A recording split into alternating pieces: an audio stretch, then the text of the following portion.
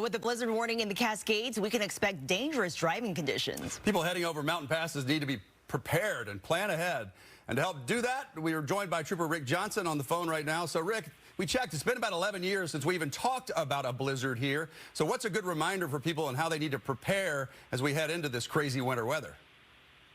Well, first of all, David, I think that if you don't have to travel over the pass, don't. And let me tell you this, the Washington State Department of Transportation does a phenomenal job keeping that pass accessible.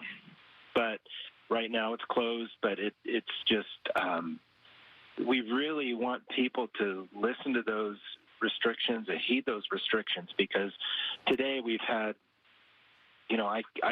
I lost track of how many vehicles that were spun out, got stuck, and that keeps the plows from coming through. So we really want people to, first of all, if you absolutely have to traverse the pass, fill your gas tank up. We had a truck run out of gas today. And make sure you're prepared for these conditions. Extra food, water, coats, blankets if it gets closed. But we're doing everything we can, working with Department of Transportation to keep this passable. And Trooper Johnson, I'm just curious, what should people be checking on their vehicles to make sure it's ready for winter weather? Well, maintenance. I mean, make sure your tires are mud and snow rated.